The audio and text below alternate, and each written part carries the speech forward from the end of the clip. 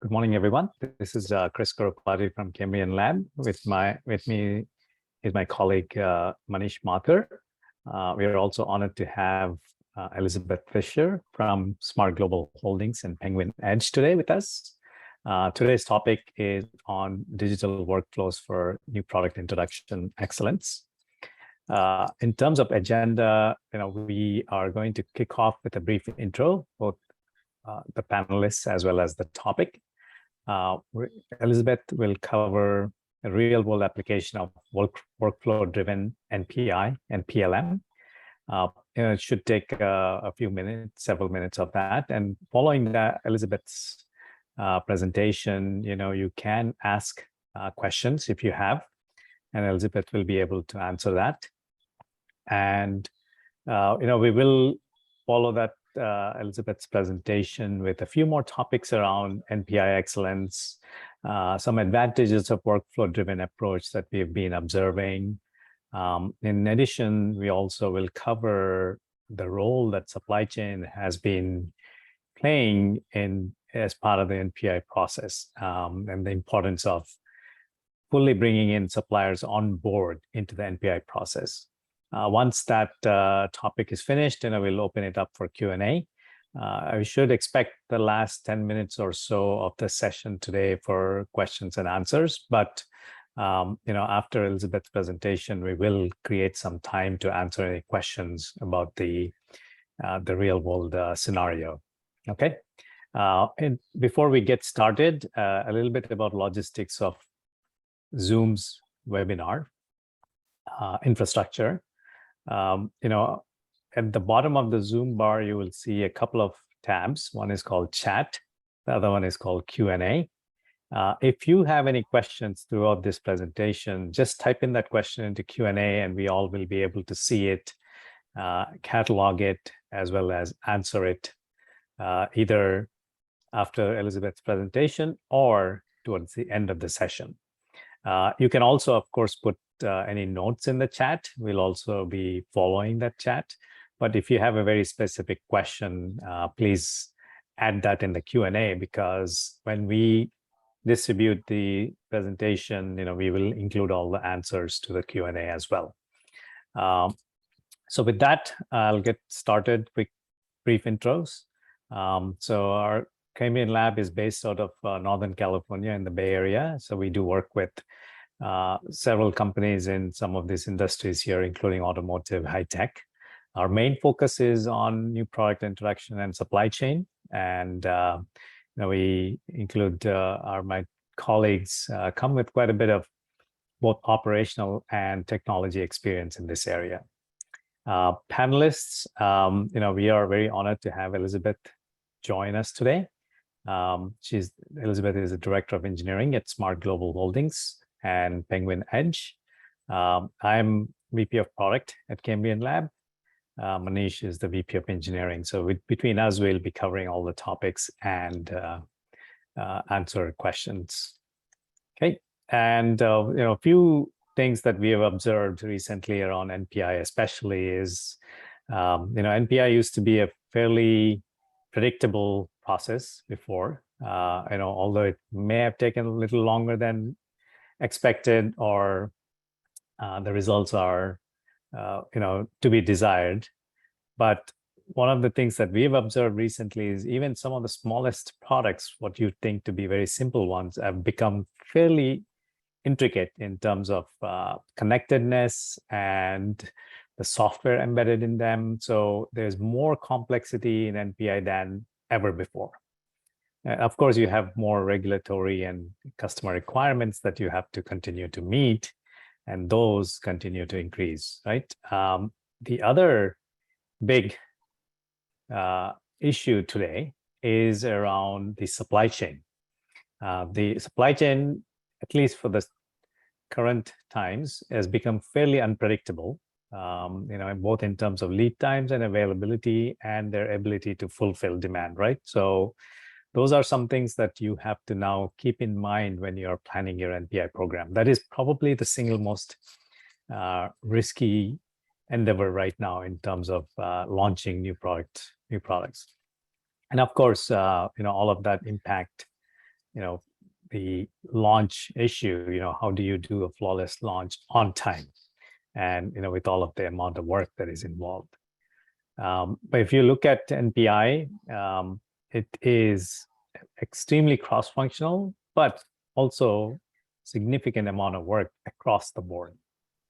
The key challenge tends to be, how do you orchestrate all of this without losing the context and having some level of visibility and predictability in your both the amount of work as well as the schedules, right? So given this, what are some of the better ways to support NPI process is something that we'll talk today. Of course, you want to achieve NPI excellence, that's a given, but there are obstacles, continue to be obstacles in terms of both process and information silos, right? It is, whether we like it or not, most cross-functional teams tend to remain in the function and coordination is always hard. So this is still an issue, although in the last 10, 20 years, things have been, progress has been made. Ideally, the goal for NPI has always been, how do you make it very cross-functional and also seamless between the different functions that come together to create a new product. Okay, so we believe that process orchestration is one of the best approaches to do it. We will show some examples of that today. And, goal, of course, is to, be faster time to market, fewer product launch delays, and fewer post-production launch issues. All of them tend to make it very hard to do new product introduction, launches, right? So those are our goals, when we are trying to improve the process and excel at new product introductions. Okay, so with that, what I will do is give the mic over to Elizabeth. Elizabeth will explain how they've approached NPI and PLM and what are some of the impetus for the changes and for the transformation that they've achieved and some of the details around that. With that, Elizabeth. Thank you, Chris. Thank you for having me. Good morning, everybody. So I would like to give you a short overview about the company. So we are Smart Global Holdings SGH, and I am working in the business unit of Penguin Edge. Smart Global Holdings has diverse business lines across computing, memory, and LED lighting solution. We are focusing on serving customers by delivering engineering-driven technologies for specific end markets. We have around 4,000 employees worldwide with the headquarters in California. We have multiple manufacturing lines. We have one in the US in California, South America, and Asia.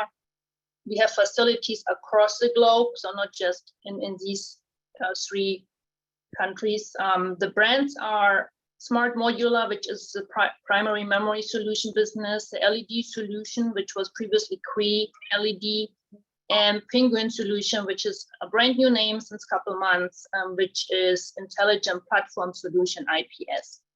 So Penguin Edge is part of the Penguin Solution business. We provide deep expertise in embedded system design and development of smart devices for retail, medical, telecom, military, and industrial products. So as you can see, we are having diverse products and which we are implemented in multiple markets. Next slide, please.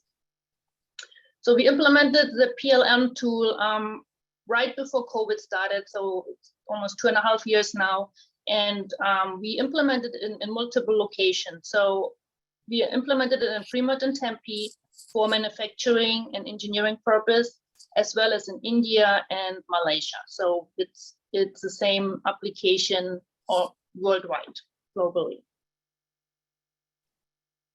The reason for the transformation into PLM, when we got bought by SGH, we used Oracle for all our processes and BOM management and as well as lifecycle management. When we got bought by SGH, we needed to move to SAP. SAP did not had all the processes to support what we needed. So that was the reason why we were looking for a new tool, having as an interface between engineering, manufacturing, as well as to SAP and Oracle. So we were looking for workflow-driven PLM tool to help with NPI, release process, change management, component engineering, component management, and BOM and lifecycle management. We also needed to have a deep integration with SAP and other applications. So the tool here was the best fit for our needs. So the PLM processes we implemented so far or set up in the tool are supported by the cFlow and Oracle and SAP. So we have integrated Oracle and SAP into the PLM tool to push and pull data. And as you can see, maybe we can go to the next slide. Thank you. So this is our Launchpad. You can see we implemented multiple processes. So under product engineering, this is mostly what we are using to support product lifecycle. So we have a post-ECO process. We have a part number creation for eval part numbers to be quick to market. As Chris mentioned, supply chain is currently very, very hard. So we want to be as quick as possible to create part numbers so we can place POs for our components. Engineering change management, very important. We have several fast track processes to push data from PLM into SAP. We can do part number creation as well as material updates. Then we also have for our manufacturing side a deviation process, new part number request for product part numbers, pre-alert. This is also very important from our side. This is a pre-notification for customers. So the PLM tool also helps us to inform external customers about upcoming changes. We have our release notes, and then we store and maintain our internal drawings, our data sheets, and of course, our part numbers and assemblies. From a component engineering standpoint, we have our change notices, end of life notice, end of life database.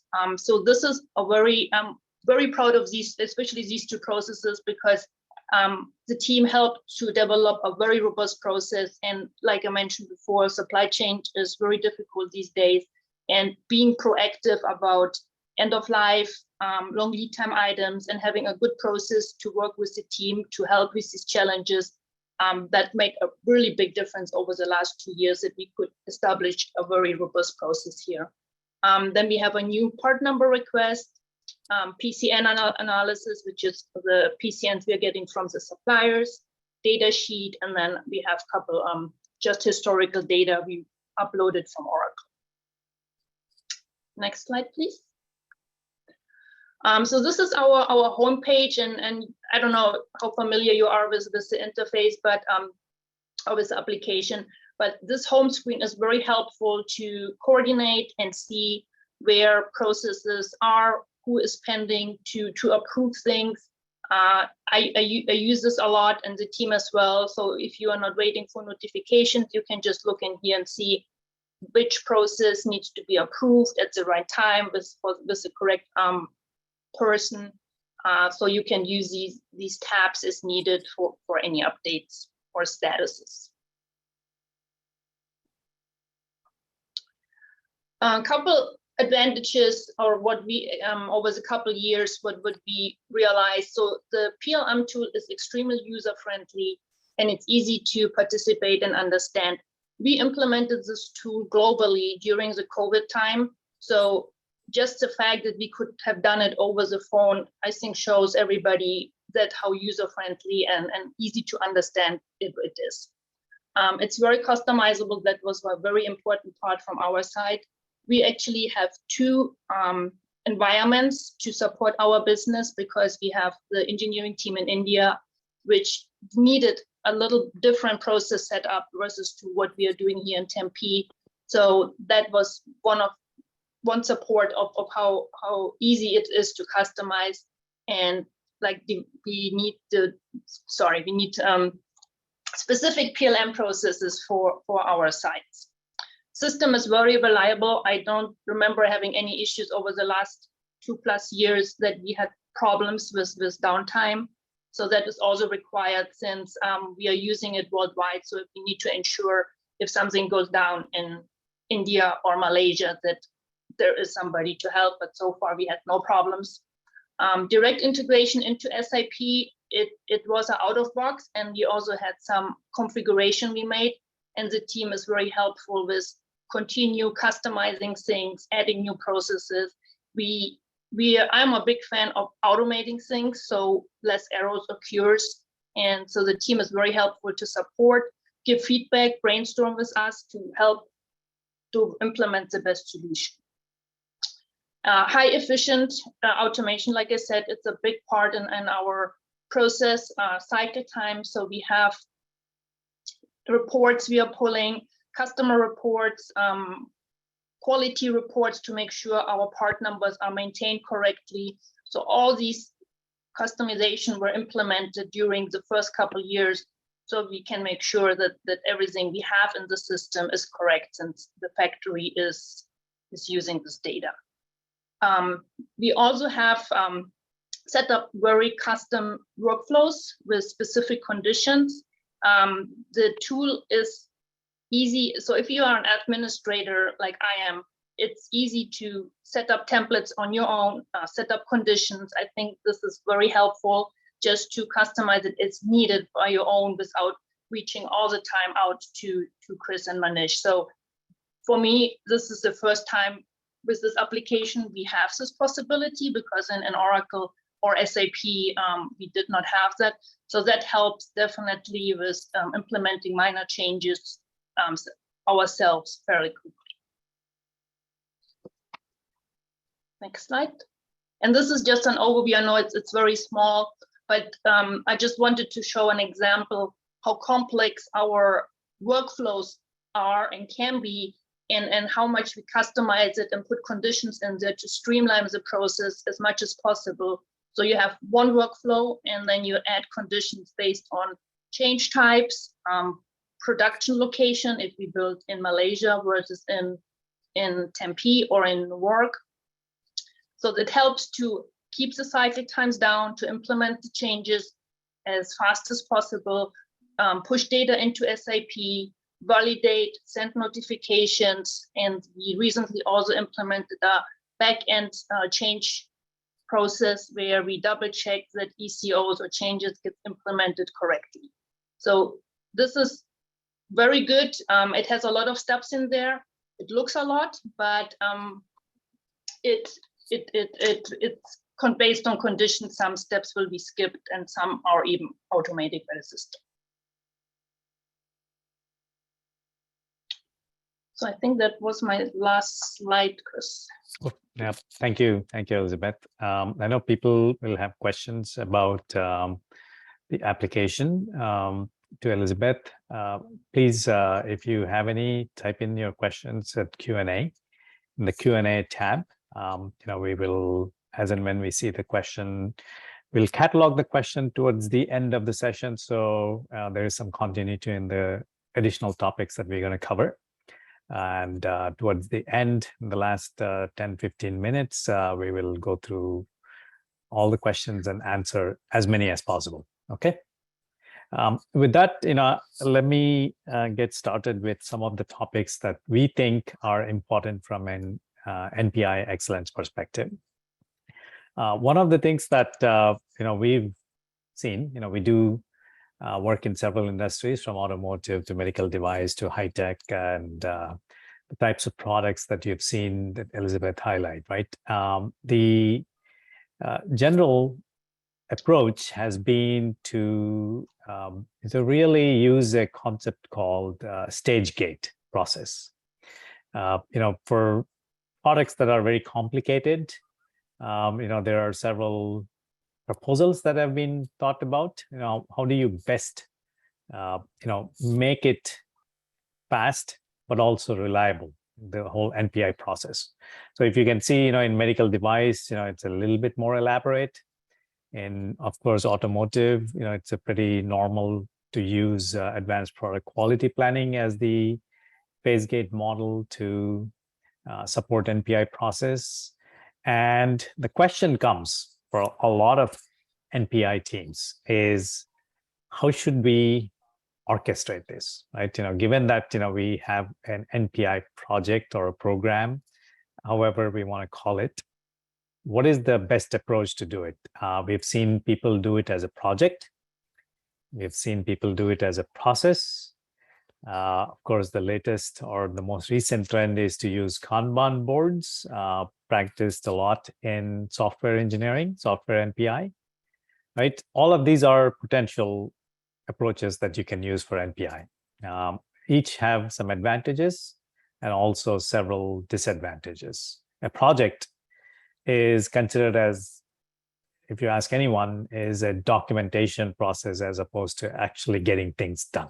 So if these are tasks given out, you may or may not know what is happening under each of those tasks, and the project visibility tends to suffer because of that. A process is a fairly good approach. However, it is somewhat a little complicated to orchestrate it properly as a full-fledged program, right? Which follows a stage gate approach. And then, of course, Kanban board has its own issues. I think it's a very good way to handle small projects or phased projects where you can do sprints, etc.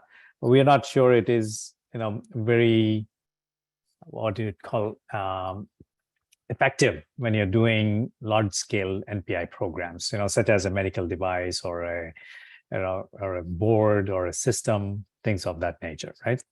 What we have seen and we've observed is that NPI is really a combination of a project. It also has a process component to it, and that can be happening at an underlying level. And it also has the facet of work and task management. So all of these three come together to create an NPI. What we have seen is that if you could find a way to implement a stage gate approach which allows both a project-oriented approach, but also a process, and allows underlying tasks to be executed as individual workflows, it might be one of the best approaches that you can use to support NPI programs. So just to give you an example here. So this is the application for supporting NPI workflows. So as you can see, there are several workflows, each related to different areas, one from a program management perspective. There are several tools for product planning, workflows for product engineering, component engineering. As we were discussing, a lot of work goes into NPI. We'll cover some of the supply chain related aspects that are integral to NPI, and a few other things that are important, right? So, given that we want to execute a program, what is a better way to do it? We think a phase gate approach, which is implemented like a workflow. So, for example, in advanced product quality planning, if anybody's coming from automotive or companies that are using similar approaches, a phase gate approach is a very popular way to handle NPI programs. So in phase one, the program is set up. In API phase two, if you look at it, phase two is product design and development. Phase three is process design and development, validation, and launch and assessment. So it's designed as 5 stages with a review step in between. So this is a gate before you move on to the next phase. I mean, the world is a little bit more fuzzier than that. A lot of companies actually have parallel approaches to do that, right? So in each of these, the way we've designed it is each of these activities, there are actual tasks that people have to complete, right? So you're getting the concept of a project with a gate project phase and a gate in between. So once these tasks are completed, the review will be finished. Once this review completes, you move on to the next next step, right? This hasn't started yet. So, or actually this is started, and it is just, if you look at this project here, you will see that it's in process. A few of them have been completed in the second project, right? So a combination of both handling like a project, a phase, and a gate, which is driven through workflows, seems to be very, very effective. But that is not the end of it, right? So everybody can complete tasks. But in NPI, a task may actually be a workflow in itself. So let me show you an example here. So if you open this second phase, we have several tasks. Okay. And some of these things are, in fact, could be like release engineering drawings. Release engineering drawings, while it shows up as a task, most definitely is a very, very elaborate process, right? So you can actually kick off as a task another workflow which handles that whole engineering release process itself.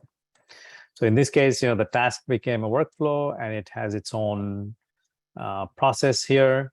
If you look at it, all the different steps involved in it, and you have complete visibility into how this process, or rather task, which is really a process, is being done, right? Instead of relying on someone saying, okay, yeah, we completed the task, by connecting either the workflow or initiating a workflow as a task, can actually combine the best aspects of like a project-oriented, task-oriented approach with a workflow at the end of each of those tasks, right? So once this workflow is finished, we can then consider this task as completed. So there is a very, very connected way of handling all of this. And if you look at the actual graphical view, it looks a little bit busy, but it can be fairly detailed on how it happens. Okay, these tasks can resolve into different workflows, and they get completed, and you will get full visibility into how the whole orchestration is happening from an NPI perspective. So we think, and we've seen it, that a combination approach, which can combine the best aspects of projects plus workflow plus task management, can really make the NPI process a lot more smoother, more visible too. Okay, and the other thing that we have seen is it's very common, especially in a lot of PLM solutions, to use a very, very data-oriented approach. Let's say creating a part. So we are going to release a part or move the part through various life cycle stages, and consider it as a process. Whereas what is more effective in our experience has been doing very workflow-driven approach. When we say workflow-driven approach, right, you could consider a couple of things, right? Hey, I want to release a new board. And how do I want to do it? One way is I will say, let me go find that board, right? I'm going to look at that. Right? So I have this communications module board. I'm going to release it, which is, to say I'm going to create a new version, and that's the end of the story, right? That is, while it is good from a singular one-person perspective, in our opinion, that is just not effective if you're looking at the whole organization or even the supply chain. We think if you really design this as actually a process, for example, a board release should follow this process here, which is, you import the schematic from Mentor. Part of that is, there could be lots of new components. You may have to do some manufacturing qualification. Also have to do prototype builds, which means you have to do purchase some components, and then use that prototypes to do verification and validation, and then more functional testing. And then once everyone is, all the gates are passed for that board, you would actually release to production. When release to production means, people need to be able to have a demand plan, purchase orders, all of that, right?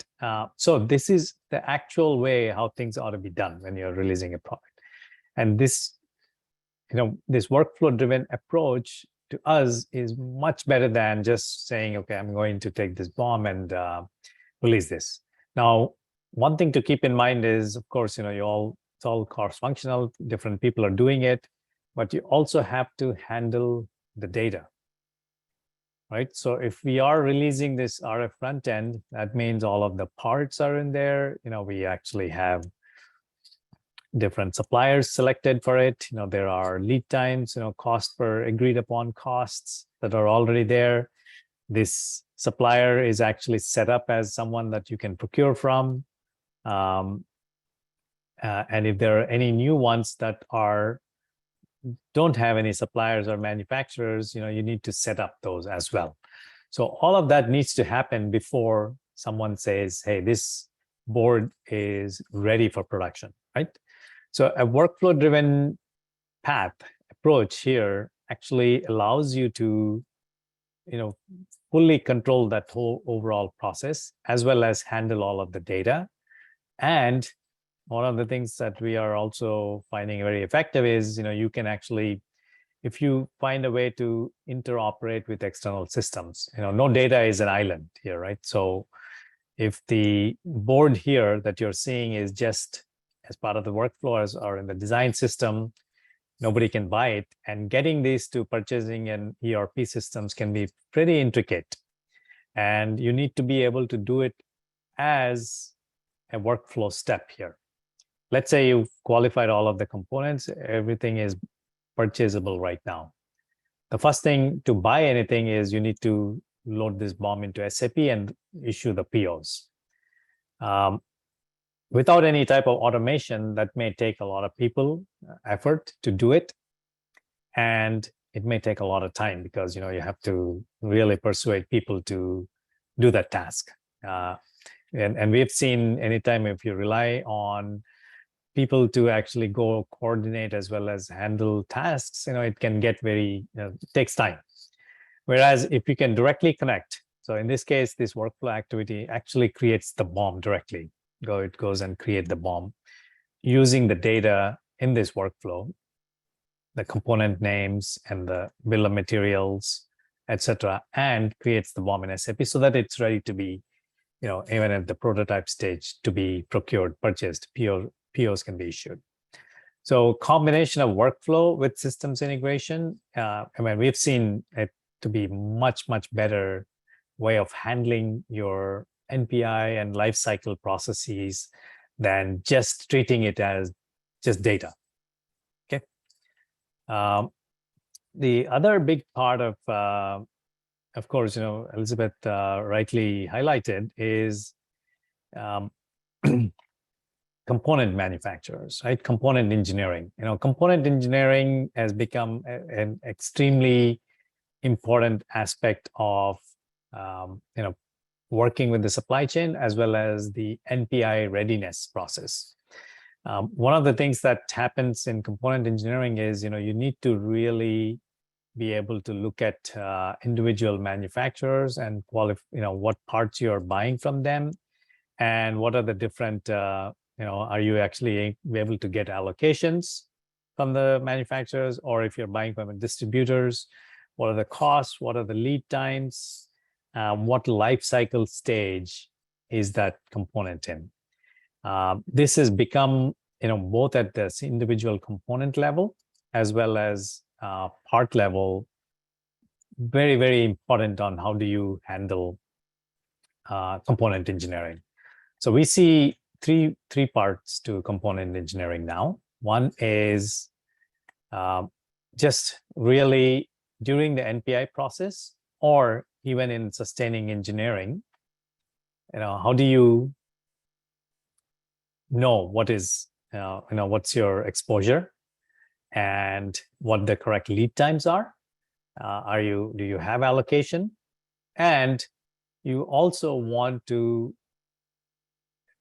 do as much multi-sourcing as possible.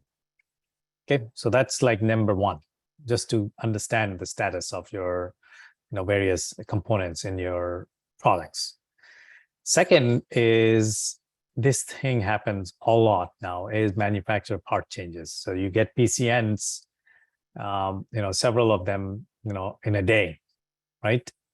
You need to really quickly evaluate the impact of a PCN on your product lines, right? And prepare if it is going to be impacting some critical components or subsystems or the final product.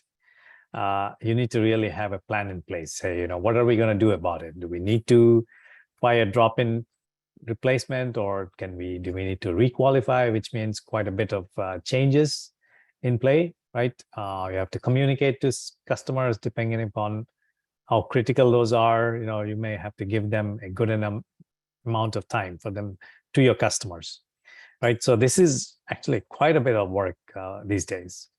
The second thing, the last thing as part of the overall process is, how do you handle that if there is an end of life? One is, of course, you can do a last time buy, but there are several other possibilities, including, redesigning it, or you might, in some cases, even just do an end of line of your own product. So this has become an extremely important part of your NPI as well as sustaining engineering process. Okay, and one of the things that we have developed certain tools is to really monitor components. We've developed some tools for like continuous impact analysis. Hey, if you have a component, this is of course your part number. What is the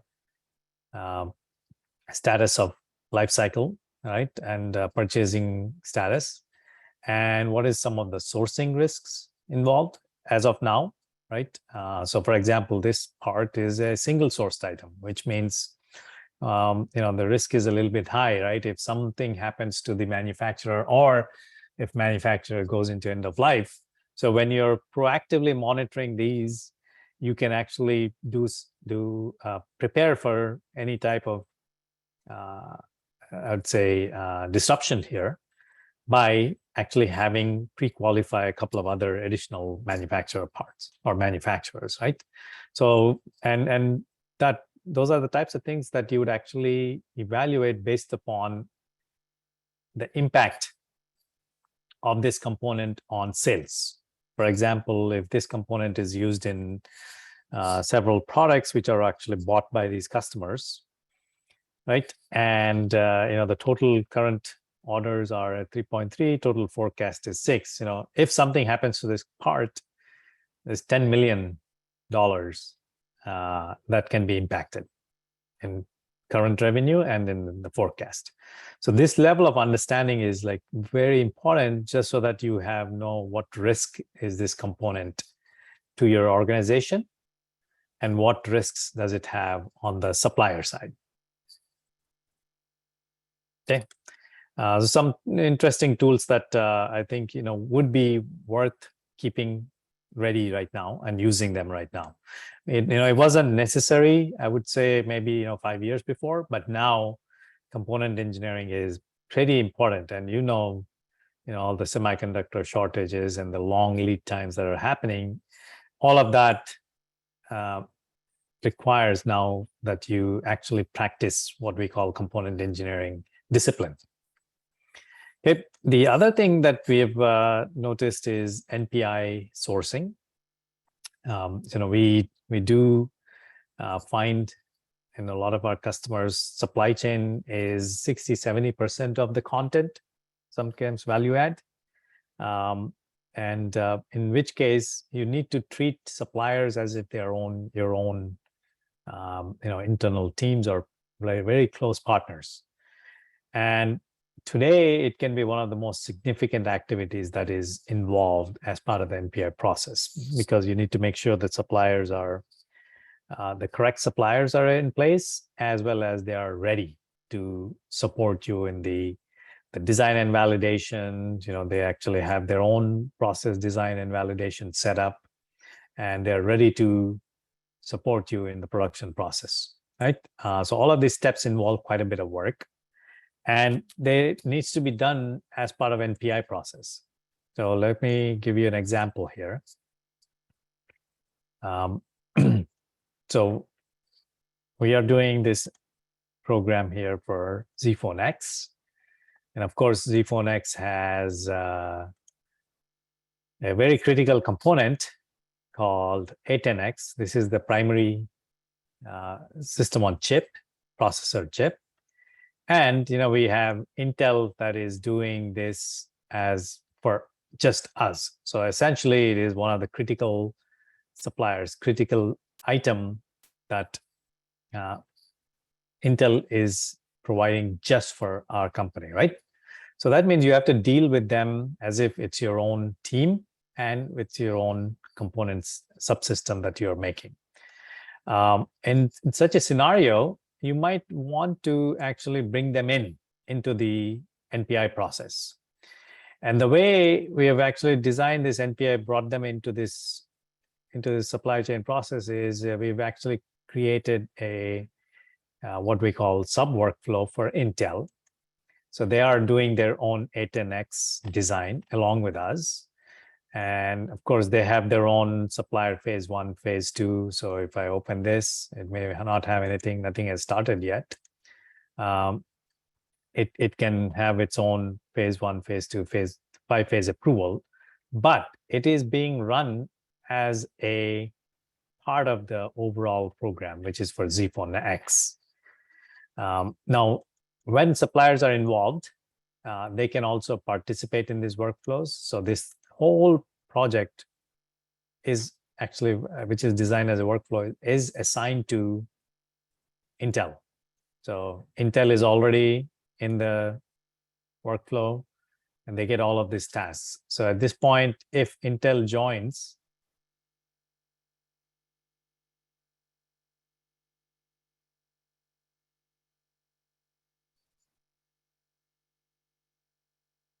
so they will see the project assigned to them, and they actually have to now finish up this project, right?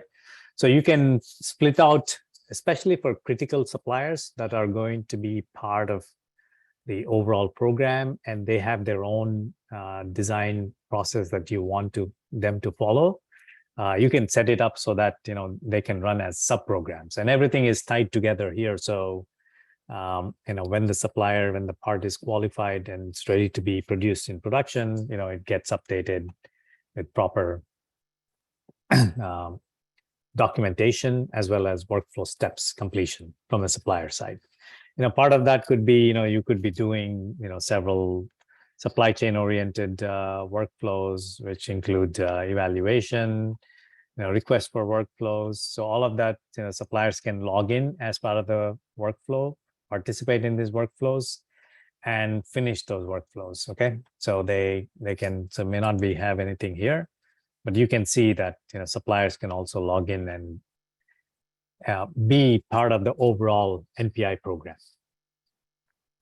Okay, and so finally, if you come to this, we do think that you need to work with your supply chain quite a bit, primarily around what you will find with suppliers is that, some suppliers are very good, some suppliers are not so ready to really help you in your NPI as well as post NPI in the production process, right?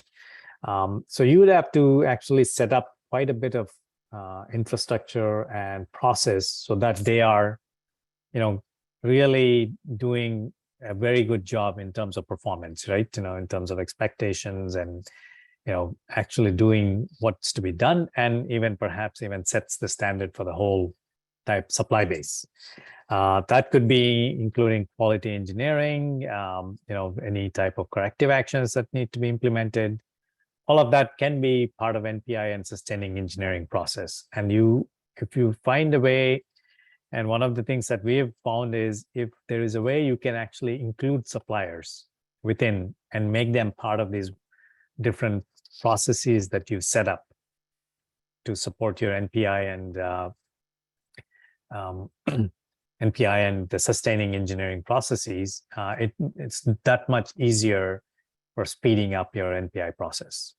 The final thing that I want to leave it off with is, we believe sustaining engineering is also a very big part of, the overall product life cycle. And of course, most companies have very methodical process to do that, whether it be change orders, change requests, etc.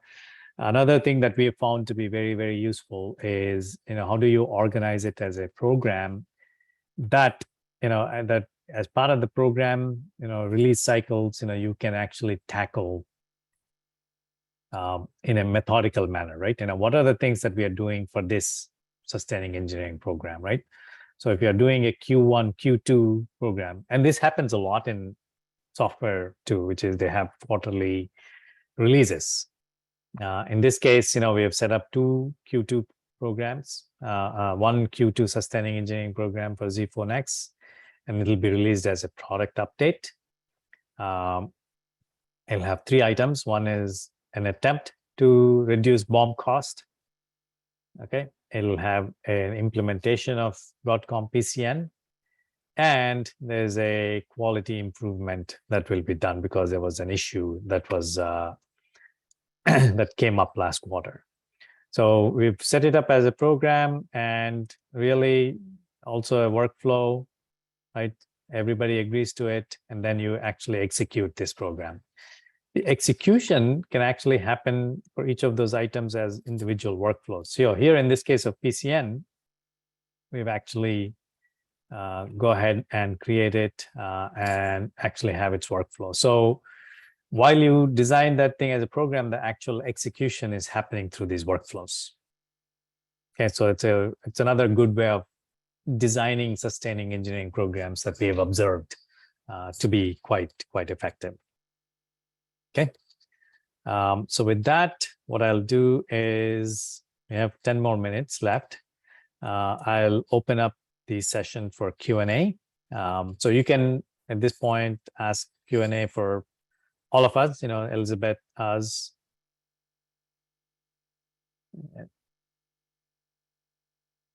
Okay, so there's a question on, does zFlow manage and store native 3D files and the file relationship versioning and revision control? In other words, PDM process. Not really. One of the things that we have, and between me and Manish, we have quite a bit of 3D PDM experience. We observed that the best place to actually manage those 3D files and the associative relationships is in the native PDM of the CAD vendor. Let's say you have ProEngineer or SolidWorks. The best place to do that is in Windchill PDM and SolidWorks PDM for SolidWorks. The reason being, we've seen all the multi-CAD oriented PDMs somehow, in some fashion, break, other vendors' associative part relationships. They don't always get the information, so that tends to be the issue, and that can, you can maybe able to live with it, but some companies cannot live with such, some issues there.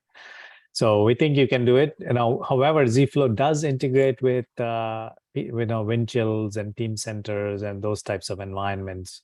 So you do have information flowing from the PDMs to both downstream workflows as well as any other processes that are needed.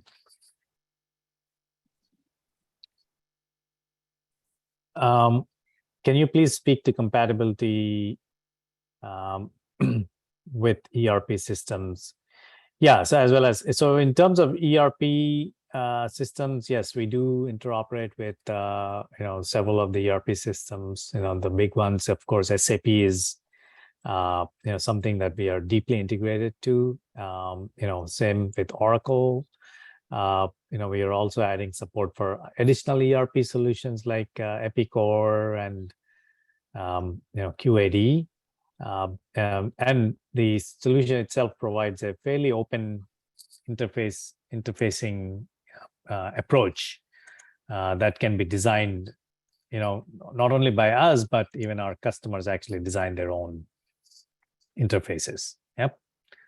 So if you look at this one here, it's connected to several systems.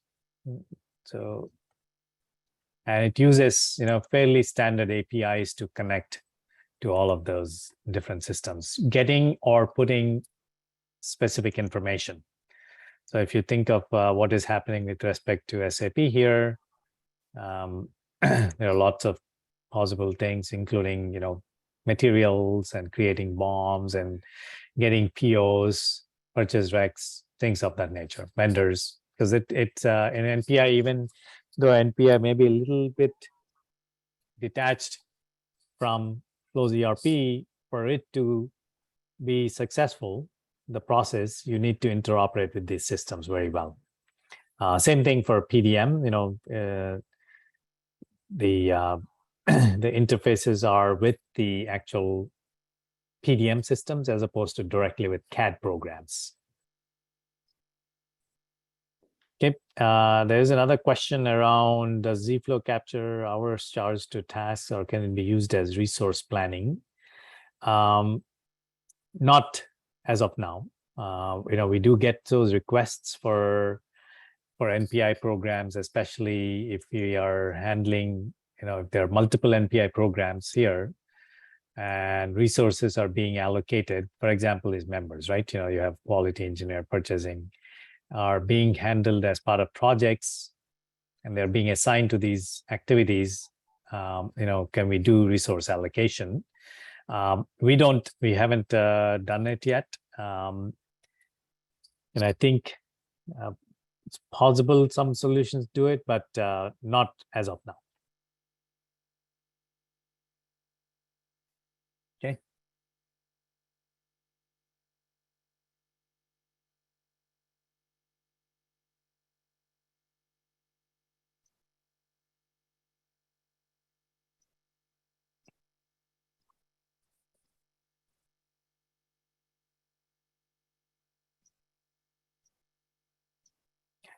Another question that comes up quite often is, there is a notion now of planning for NPI.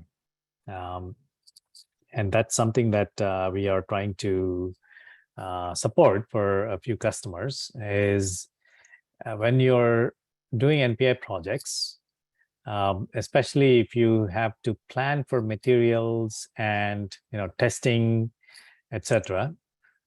You need to cost management, things of that nature. You need to really look at, how do we backwards plan an NPI process? So let me give you an example here. So if you look at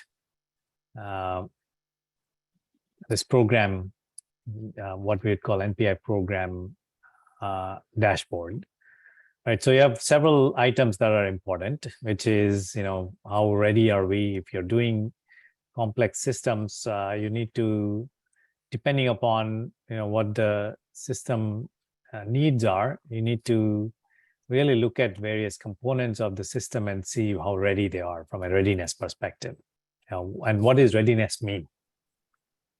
Okay, and so here you can see that for cameras, for A10X, of course, you need to do design validation.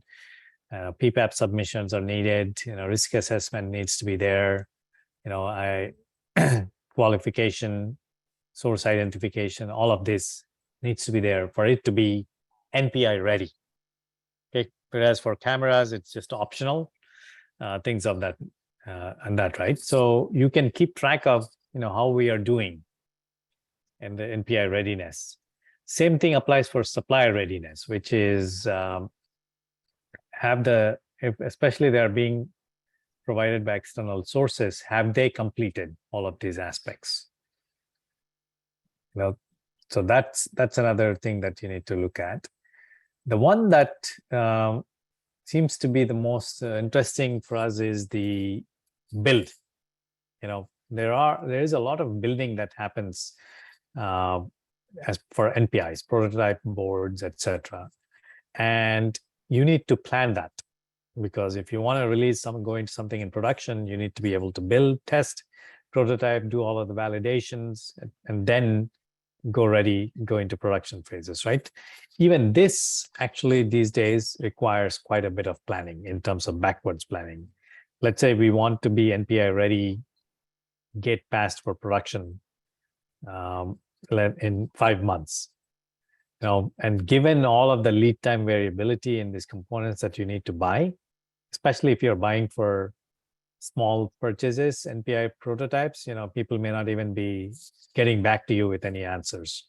So you need to really plan this properly with enough, I would say, slack, so that you can actually meet the timelines. And this planning is becoming more and more important in terms of backwards scheduling of your NPI process.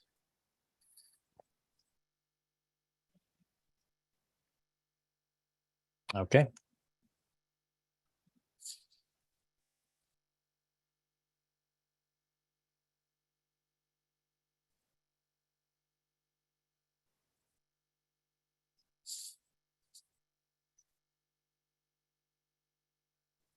Any more questions?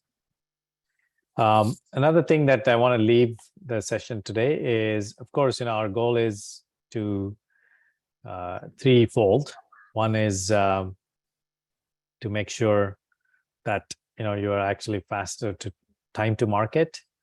Launch delays are definitely an issue right now, and to minimize the post-production launch issues. All of them require proper execution of NPI programs, right? The thing that we have observed is the approaches that we are providing very, very predominantly workflow driven, but the workflow actually supports all of the data, information, and process needs for NPI has been quite effective. First and foremost, it's been successful, but it also is very well used and liked by the stakeholders that are part of the NPI.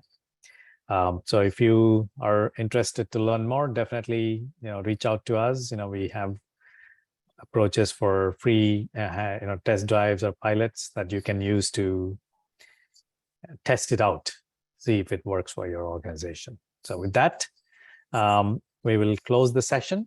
Once the recording is available, we will send you the presentation as well as the video recording link that you can review. Okay. Thank you everyone for the time, especially Elizabeth. Thank you for your participation and answering the questions and sharing your experience. Thank you, Chris. Thank you. Thanks everyone. Have a good day.